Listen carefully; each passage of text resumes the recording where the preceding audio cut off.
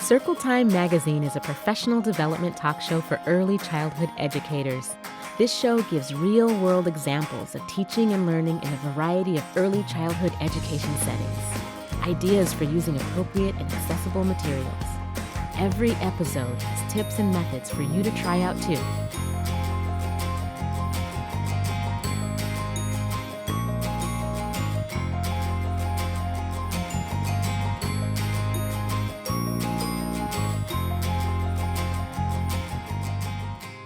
Hi, and welcome to Circle Time Magazine. I'm one of your hosts, Dawn Williams.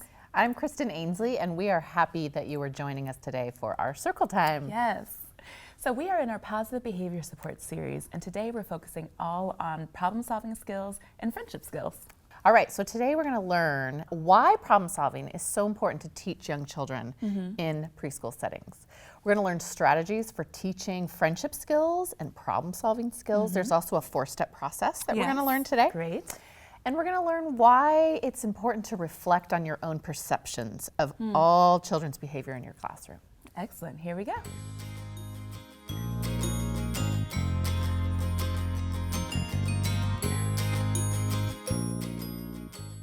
We're very excited to have Dr. Angel Fedicht on with us today. She's on the faculty here at the University of Washington, and her research focuses on social-emotional development and reducing challenging behaviors for young children with or at risk for disabilities, and on intervention frameworks that promote culturally responsive family-centered practices in early intervention and early childhood special education. We are so happy to have her with us today. Hi, Angel. Hi. Hi, Angel. Welcome. Thanks for having me. So, Angel, why is problem solving such an important skill to teach young children? Yeah, well, so social competence and problem-solving skills are really key foundational, healthy social emotional development. And so as children continues to learn new skills and become more independent, they tend to run into situations in the natural environment that leads to frustration and perhaps then ending up in challenging behavior. So if we teach children these problem-solving skills and they become good problem solvers, then they're, as they become more independent, their self-esteem increases and they're less likely to be frustrated, and then we're then preventing challenging behaviors from happening. So what are some common problems?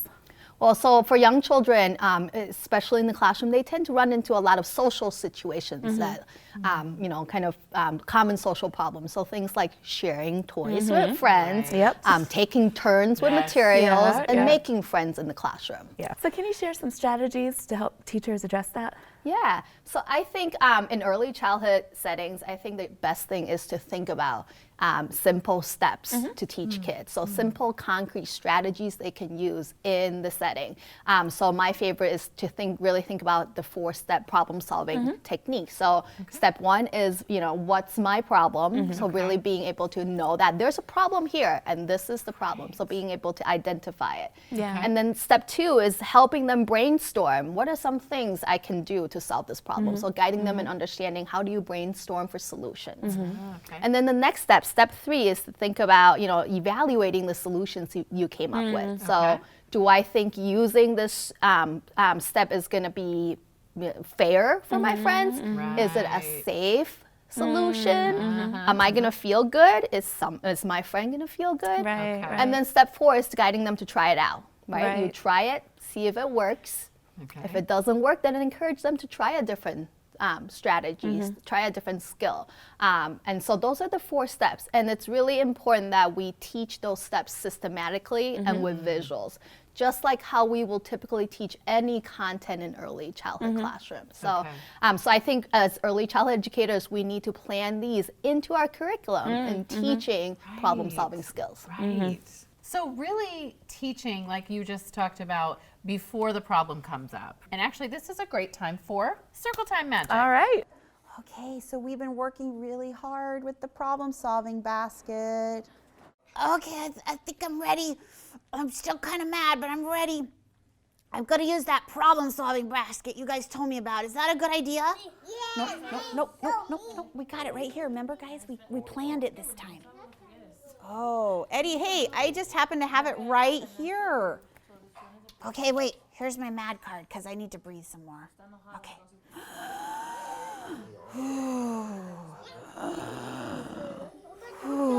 Okay, I feel better now. So I'm gonna get one of those books you guys told me about.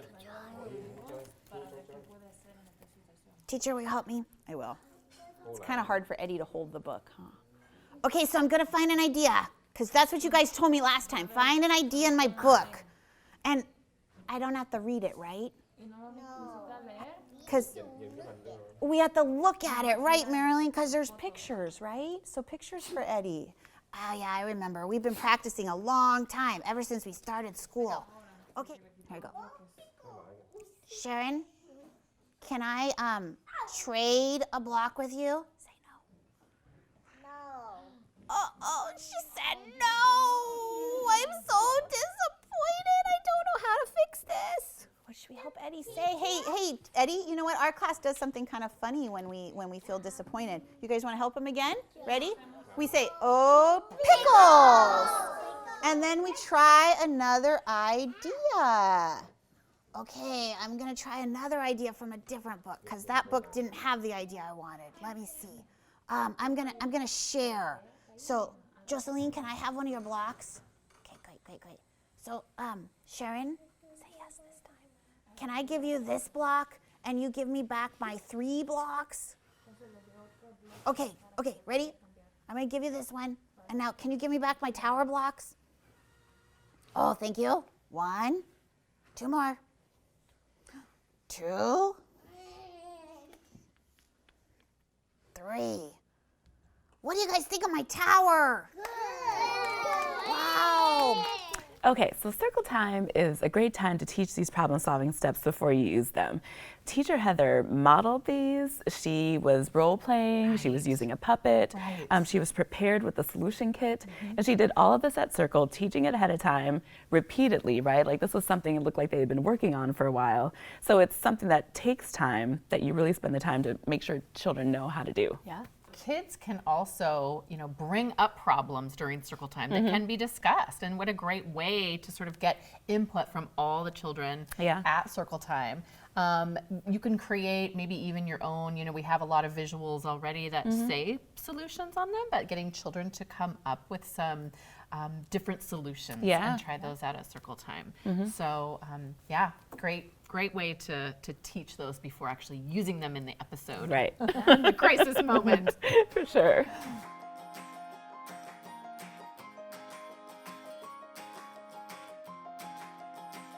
Hi, I'm Sada Lise, and today we'll be to some kids about problem solving. Let's get started. So how would you solve a problem when you're in a fight? How do you solve that problem? By patting them. By patting them like in the back, like it's gonna be okay. Go in the back quiet room. Go in the quiet room, or like walk away from the problem. This is the quiet room. Try to fix it fast. How would you fix it? Like talk before it gets to nap time. Mom and Dad, can you help me? Say something to them. You would go up to them and tell them, please don't do this? Yeah, and I will hug her. I will smell a flower if that will help me solve my problem. Like trying to calm down? How would you ask your friend to play in a nice way and not just coming up to them and saying, come on, let's play? If I ask nicely for someone to play with me, then they can play with me. I'm going to say please with it. Please with it? That's what the magic word is. Let's say that there's a toy that you really want, but somebody's else playing with it. How would you solve that problem? What's your turn? My mom and dad. Go get your mom and dad. Yes, mom and dad can really solve a lot of problems. All right, so Angel, talk to us about how to support children in using these strategies. Yeah. Once we've kind of taught them, then what happens? Sure. So I think as early childhood educators, we really need to be there to support children in using these skills that we've taught them in natural settings. So I think it's very important that we as teachers anticipate that there might be problems that come up. So if you think about Madison, who seems to have a lot of problem-solving situations in the block area, then when we see Madison enter block area, we probably want to be close, right? So we want to seek the proximity to her in anticipation that something might occur. Right. And as we start seeing that a situation might be escalating, we can step up and prompt Madison in using the problem-solving skills that we've taught in the classroom. And then really being there to support her and be ready to pull out visuals you might have to kind of prompt her to walk through the problem-solving steps, getting her to be persistent and think about different solutions if one doesn't work. And then most importantly, being there to help celebrate her success when things do work out. Great. Okay. So it sounds like a lot of preparation too, being really ready, anticipating. Yeah. Yeah, I can see having these visuals all over, Right. In your back pocket. In your back pocket, right. Good. Okay, good. Let's take a look at this video of Teacher Heather again actually doing the problem solving in the moment. Uh-oh, Amy and Jamie, what's the problem? You're getting it to make the fort, and it looks like Amy's holding it too. Thanks, Elena, for moving so I could get up. So what are we going to do about it? You both want the same block? What are we going to do about it? How are we going to fix the problem? I'm going to hold the block for a minute while you guys help figure it out. What's your idea? You want to play with it over there. Should we find out what Jamie's idea was? What was your idea, Jamie? Oh, and she thinks she needs it for that building. So you both need this block for 2 different buildings. Do you want to look for an idea in the basket? Grab the book. See what you can come up with.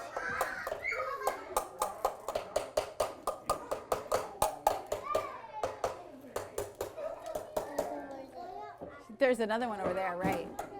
I think Amy's got the book. What are we going to do? She's looking, so let's play together. So that would be building the same building together. Take a break, so you just take a break from building. Wait till she's done. 1 more minute, so she would have it for a minute, and then you would have it for a minute. You build with something else, maybe next time. Playing together, so you would build it together. Do you want to build together, Jamie? Look at Amy's talking to you. Sorry, I just said it and Amy was saying it. Sorry about that, Amy. Here.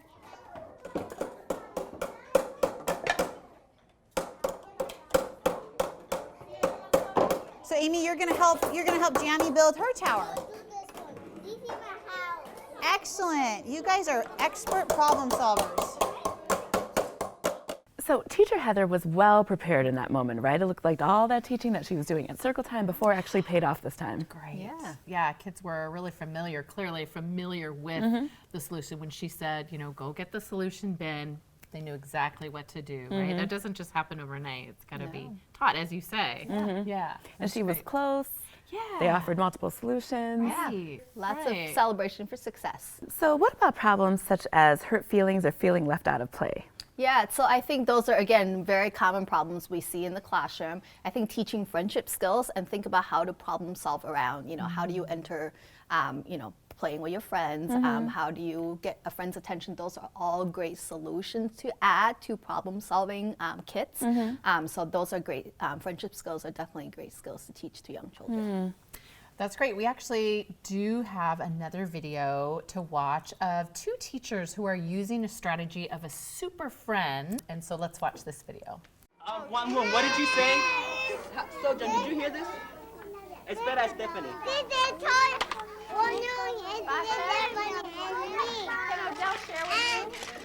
Thank you, buddy. So you're saying that if you can take turns, then everybody will be happy? No. Way to go. Espera, Stephanie. Do you like this restaurant, Adele? So first you take a turn, then Stephanie takes a turn? First is Stephanie, then Cesar, then One Room, and then Soja? That is a great solution. Gail, What's going on? these guys just came up with a great solution. What did they do? Well, there was a problem because all the cars were kind of backed up. Uh-huh. What did you do, Wanu?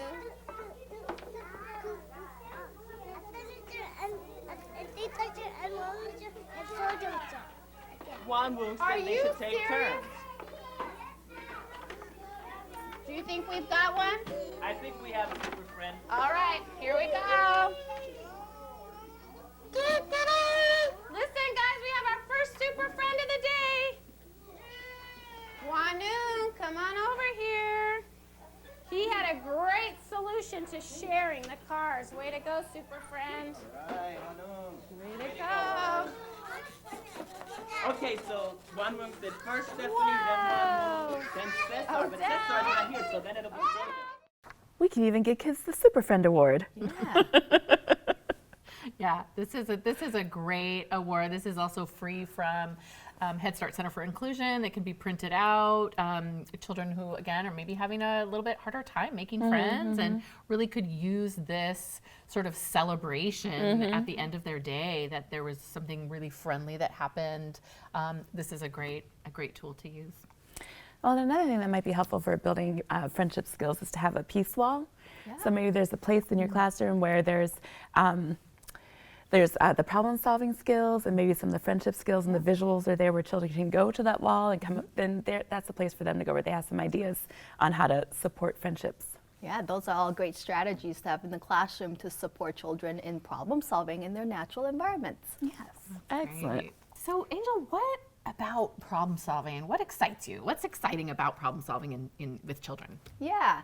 So I think the best part about thinking about problem solving skills with young children is that there are strategies we can teach them that it just has easy steps for them to follow. Okay. And when we teach them these skills at a young age, we're really setting them up for success in the future because problem solving skills are such a huge part of kind of thinking about social emotional well-being. There's natural opportunities that occur in our environment that allow them to practice these skills daily, multiple times a day. Yeah. So that's really exciting too. So teaching them at a young age and supporting them in these natural opportunities. And then really thinking about there are lots of early childhood materials we can use to support us in teaching these. So things like books we can use, things like puppets. We can use these materials to guide us and support us in teaching problem solving skills. These are also great materials we can use to collaborate with families and so they can continue to use these strategies at home as well. Well, thank you so much for being here with us. This is just chock full of strategies that are really going to be helpful. Well, thank you for having me.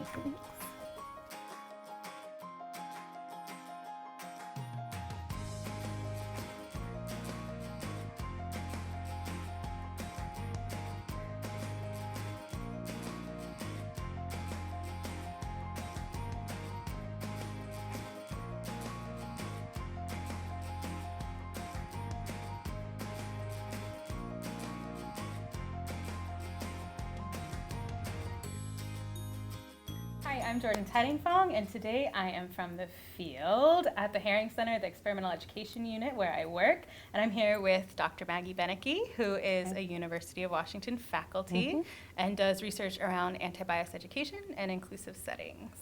And today we're going to take a few minutes to talk about the relationship between social problems and social problem solving and implicit bias. We all have biases, right? And these biases can really impact kids. We've all had moments where those biases come into play and they take over before we can even think about it, right? And one of the things that we want to talk through together today is to think about how you can have a conversation with colleagues to figure out how your own biases and the biases that children are navigating might apply as they're solving problems in the classroom, and think through your biases as you support them in solving those problems. So there are many social problems in the classroom that can bring up issues of bias, and it can be about a number of different identity markers. It could be about gender bias, right? So you have a child in the dramatic play area who says, you can't play here because you're a boy, or a child in the block area who says, you can't play here because you're a girl. Right, I hear that all the time. And in my class, we've had issues around culture and religion where, we had a little girl who was wearing a hijab who was told she couldn't be the chef because she was wearing the wrong type of hat, right? Or kids who speak another language and then being another child imitating that language and saying, I speak Chinese, and then imitating it in a not super respectful way. I've had similar experiences. Right. So today I think we want to talk specifically about an example from Jordan's classroom that's an issue that came up as a social problem around, but also brought up issues of racial bias. And we're going to talk through this example using the framework for anti-bias teaching. It was originally written in an article in Young Children, written by Lisa Q, Debbie Lee Keenan, Heidi Given, and myself. And we're going to talk through this framework and model a conversation that you might have with a colleague as you're thinking through a social problem that comes up in the classroom. Yeah, and I think it's great because anybody can do this, right? Yeah, absolutely. And in this particular instance, we're going to use an example that happened in my classroom where kids were arguing over baby dolls and sharing, which was pretty typical in preschool and kindergarten classrooms. And I walked over and picked up another baby doll and said, why don't you guys just play with this one? And one of the kids said, I don't like black baby dolls. They're always on sale. So in thinking through the anti-bias framework for teaching, we often think about an entry point, what children or teachers or families might be thinking about. And it sounds like in your example you had a pretty clear entry point. Right.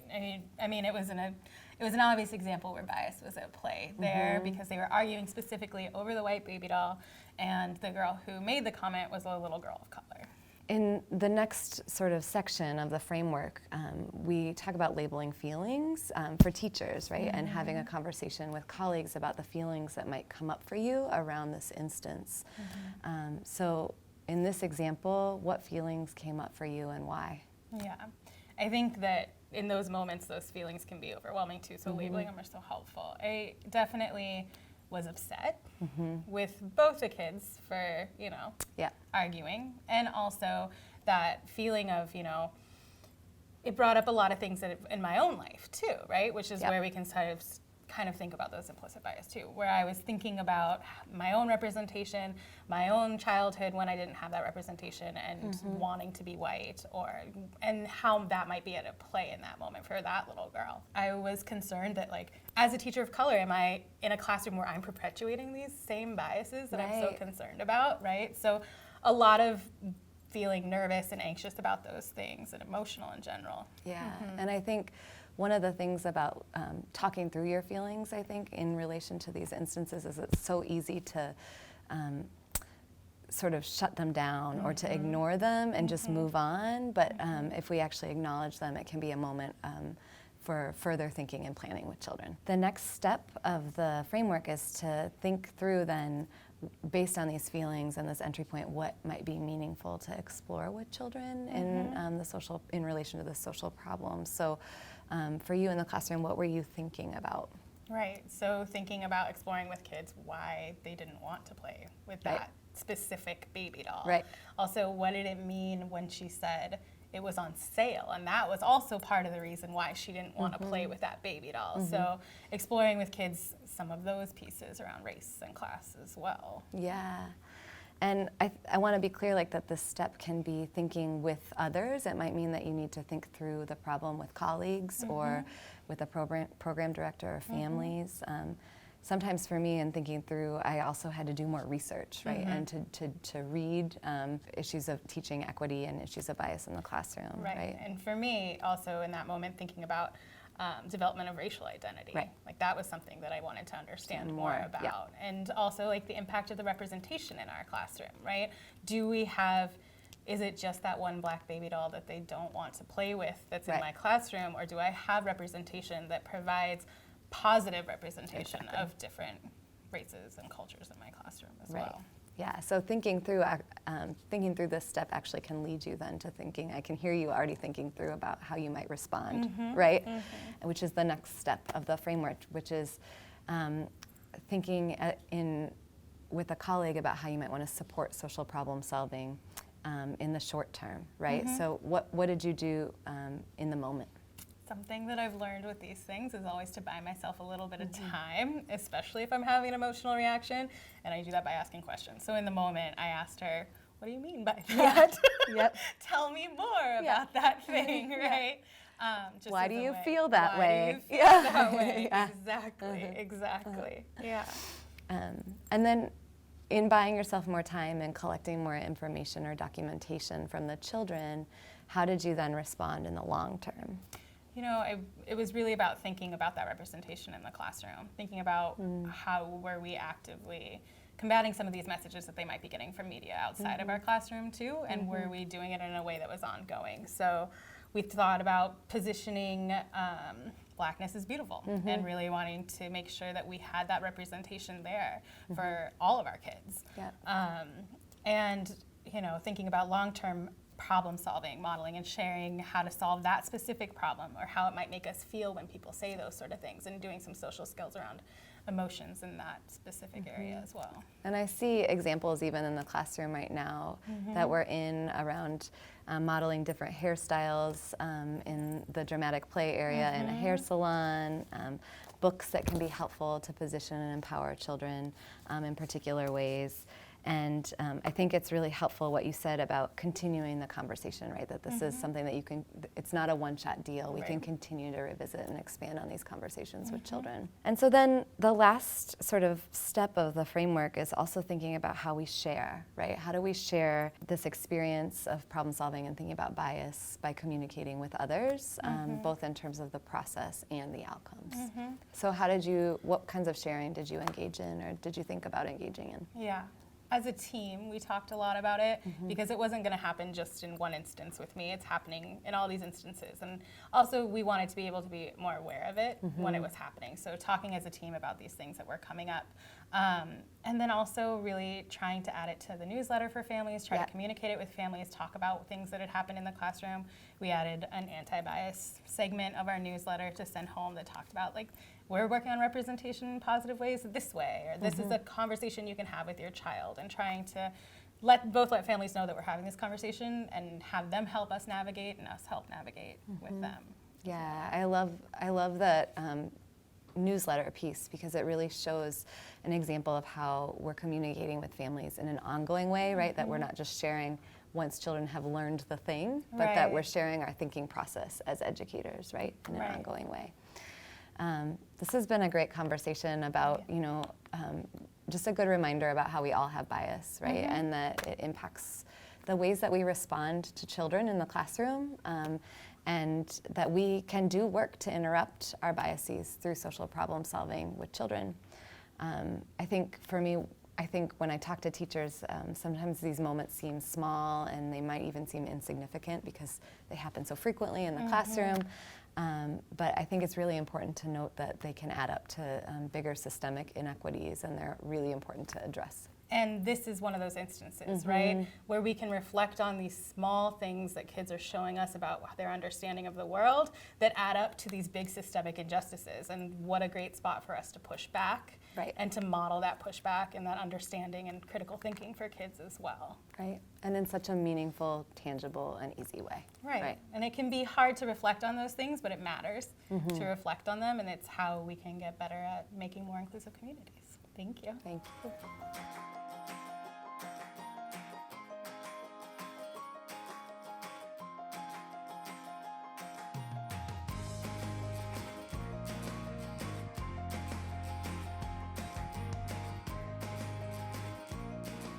Hi everyone, we are back with our Try It Out segment with Kelly. Hi yes. Kelly. Hi, how are you guys today?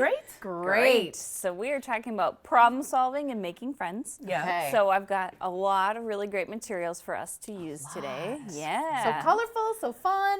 Yes, absolutely. And we're going to make all of our friends feel good. Yeah, good. The first thing we're going to talk about is some problem solving ideas. Okay. And the first thing I have is actually just some little teeny cards. And what these are these are just a bunch of different solutions to how to solve a problem. This could maybe be at a problem solving table. It could be at like your peace table in your classroom where children could go and solve their problem themselves eventually. Great. Where can you get those, Kelly? Yeah, these are actually available on the Head Start Center for Inclusion website. Excellent. So they're available free. You can just print them out, laminate them. You could have multiple copies in your classroom. So it's really great and super useful for your classroom. For free. Yes, for free. Love yes, that. absolutely. All right. Good. Another way you can help solve problems is through some puppets. These look very fun. Yes, I know, absolutely. don't think so. Thank you. And so again, this is maybe something you would do in a circle time or a group time.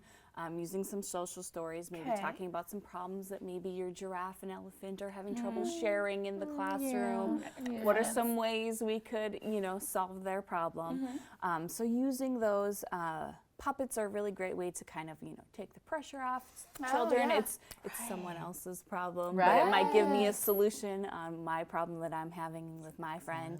So it's a really great way to, model how to solve the problems, and then again, take the pressure off sometimes. That's great. And then this little Tucker turtle is actually has another purpose too. You can do a social story with him. And this is about how to remove yourself from a situation, like if you're becoming too angry or you're too upset about a problem that you're having. Well, and we even have some ways that you can make your own little Tucker turtle. So let's check out, let's make it.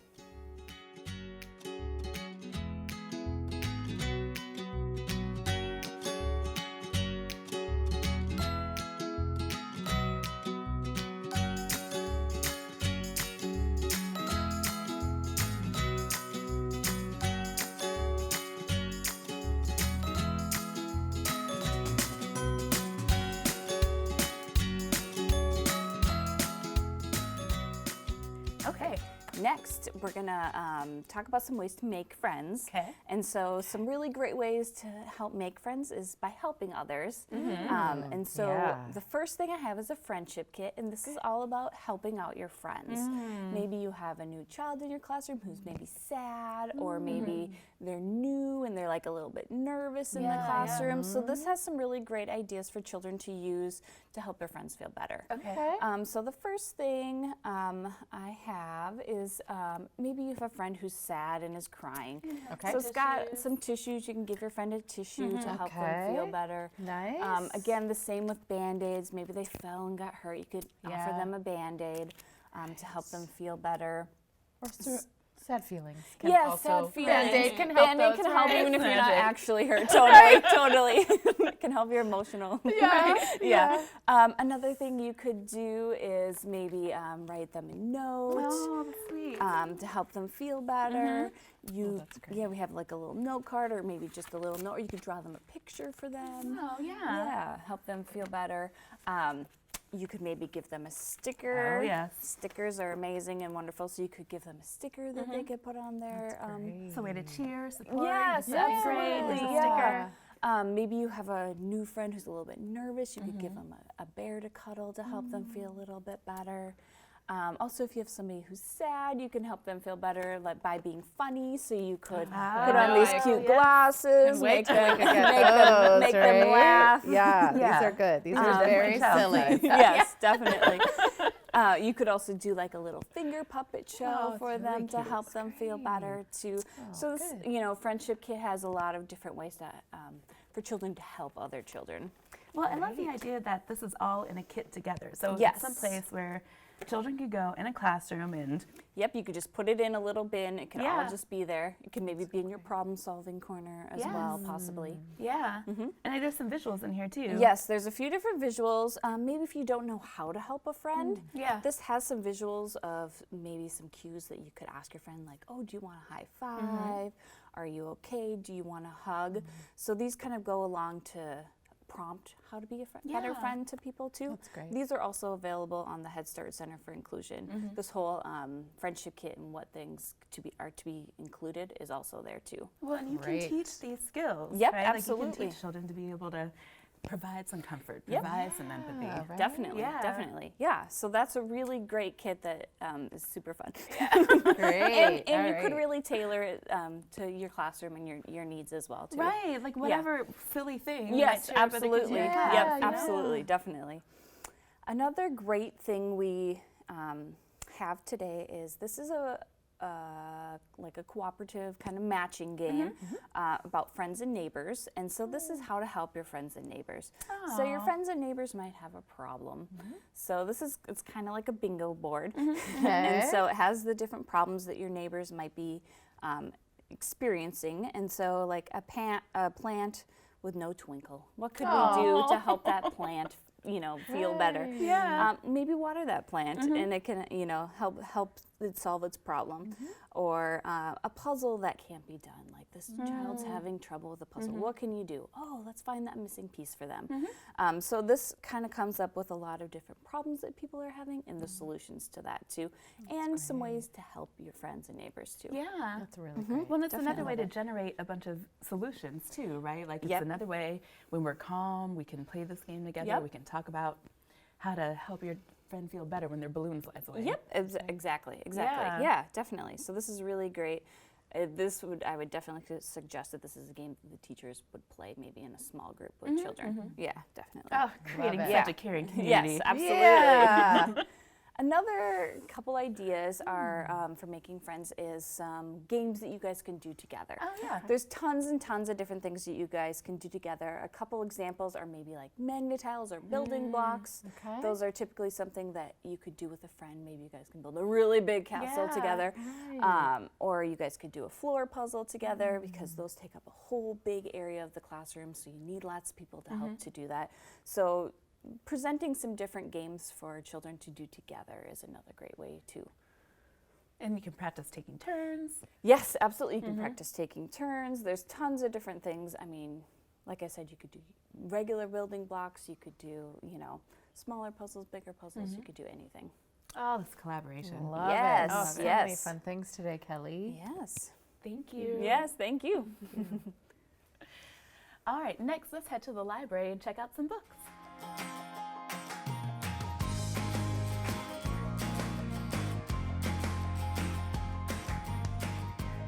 We are here at the library. Hi, Blythe. Hi. Hi, Blythe. Hi, thanks so Look much at for this. being here. This looks amazing. What have you brought? So I've got books here about making friends, about getting along, and about solving problems. Excellent. Oh, right? Yeah. Right what we're talking about. So this is Fox Makes Friends. Fox doesn't understand quite how to make friends. Okay. So he goes outside and starts trying to build a friend out of the things he finds outside. And some other animals start to join in and help them, and they're not making a friend. It's not coming to life. Finally, Mom comes along and says, look at all these other animals that have come to help you. You've been making friends all along. I like it. A little twist of the words there. Yes. The idea that we make friends by learning how to cooperate and play with one another. Yes. That's great. This is Join In and Play and Talk and Work It Out, just two of the titles from the Learning to Get Along series. These are books that particularly target issues of joining in and playing with a group, inviting others to play, making friends, and how to talk out a problem when something goes wrong. I love this series. I don't know if you've seen it. It's a great series for kids who have some kind of more specific social challenges. These are really great teaching tools for that. Love those. This next one is Gossie and Gertie. It's also bilingual. This sweet little book is great for toddlers. Gossie and Gertie are best friends, even when Gossie gets a little bit bossy. She even learns during the course of the story how to follow Gertie some of the time as well. Great book if you've got mixed ages in your classroom. Yeah. Family childcare. Yes, absolutely. Now the Elephant and Piggy books are terrific. These deal with friend issues of all kinds, making friends, adding friends, sharing. They're great to have around, and they're hilarious. They really are. Good. Well, these books really fit into the friendship and solving problem area. Absolutely. Yes. This is Blocks. As we know, interpersonal relationships are not all about making friends. It's also about getting along. So in this book, we've got Ruby with her red block and Benji with his blue blocks. Okay. And what happens is, at some point, Benji tries to take one of Ruby's red blocks. Uh-oh. And big problem happens. And the blocks come tumbling down. Oh, crash, there go the blocks. And what's great about this book is such a clear illustration of what happens when we do learn how to share properly. We're gonna build together and make something even better.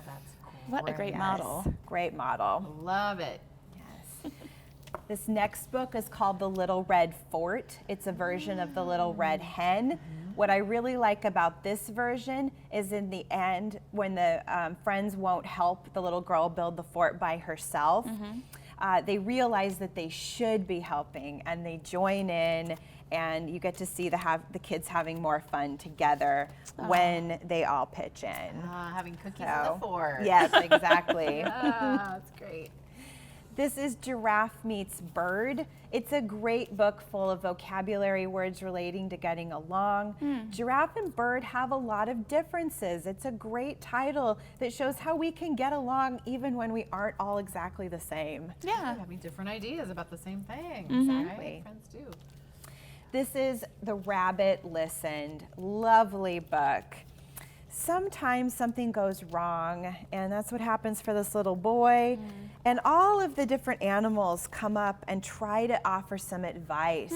So they're trying to help, but none of their strategies are quite what this little boy needs. Until finally, we see Rabbit join, and Rabbit simply listens. And I just love this story about how sometimes being a good friend, you have ideas about how to solve their problem, but sometimes you just need to listen to what they need. I love this kind of higher level thinking about friendship. Absolutely. Yeah. What a friend really is. It's such a sweet story. Finally, whether we intend it or not, as teachers, caretakers, parents, and librarians, we're deeply impacting children's perception of the world, and what we choose to focus on has a big impact on that. So making sure that we're choosing some diverse titles, that we're cultivating their lifelong ability to get along with a wide variety of people. And also, it's important to provide diverse and own voice titles for books so that kids can learn about each other. There's research that shows links between reading stories and increased empathy for people in actual real life. Other research tells us that kids as young as 6 months old are already developing biases. And those biases will keep going with them unless they're checked, unless we talk about them with children. And books are such a great way to do that in a personal, positive way, where we get to look at the differences in our communities and point those out as we read the stories. Right. I love this idea of making sure you're building friendship skills no matter what your population is, right? Like, it's increasing your sensitivity to lots of diversity that could be in your classroom or maybe not. And then all of these books are so helpful at identifying different types of problems and different ways that you can solve them by being there and listening, or just supporting a friend. There's lots of great examples here, Blythe. So many. Thank So you, glad. Blythe. You're very welcome.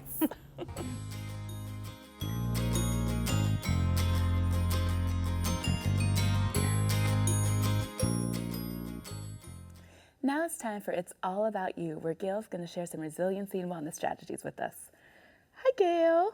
Hi, Dawn. Hi, Gail. Hello, welcome. Thank you. It's nice to be here. We're so glad you're here. Love this segment, Gail. Well, I love thinking about this segment because it reminds me how to calm down and how important it is to increase our own resiliency and wellness so that we can be our best teaching selves, our best parenting selves, just our best selves, right? When we feel better, when we're feeling more positive. So I know that today's segment was on problem solving. Is that right? Absolutely. Okay. So it reminded me of a story, a fairy tale, I think, where there was some problem solving. So I brought you something. I always bring you something. So I brought you all some tiaras. Yay. You can pick whatever color you want. And so let's know how to put these on. Yeah. Oh, yes, Can like you put this. on? Okay, Yeah. okay, we've got it. Mine just broke. Oh, That's dear. okay. Let's stay Okay. calm. There we go. All right. There we go. There we go. We got our Okay. tiaras on. All right. Okay. So I was remembering the story about the princess and the pea. Do you remember this? Yes, absolutely. So Okay. one The of mattress. things that, Okay, yeah, got it. exactly. And Yeah. one of the things that happens is that there is this little pea that disturbs her sleep, right? Yes. She cannot get to sleep. It's disturbing her sleep because this pea is bothering her. tiny little right? pea. It's a tiny little pea. Yep. So she has to problem solve and figure out gets this pea, right? Okay. So there are some other peas that can keep you awake at night as well and cause you to lose sleep. Yes. And this is when we become Princess pessimistic. Oh, Princess Pessimistic. So Princess Pessimistic has 3 P's in particular Okay. that can keep her awake, or Prince Pessimistic. Okay, sure. So I've given you each a P. Oh, so these my. are our P's. And so one of the P's is permanence. I'm going to explain all of these. Permanence. The other P is pervasiveness. Pervasiveness. Okay. And the other P is personal. So one of the things we know is that people who tend to be more pessimistic tend to engage in thinking that addresses these 3 Ps. And when we engage in too much pessimism, it can disturb our sleep. It makes us feel unhappy. It makes us feel unwell. Okay. Yes. So we want to avoid the 3 Ps. Okay. Right? Okay. So the first one is permanence. Okay. So this is the type of thinking where it's always going to be this way, right? It's always going to rain. It always rains every day. It's always going to rain, right? Where it is never going to be sunny. It is never going to be my turn. It is, right? I'm never going to win the lottery, right? So that is permanent. This behavior is never going to stop. That's right. Exactly. Yeah. Okay. So the next P is pervasiveness, which means it's everything, right? It's everyone hates me.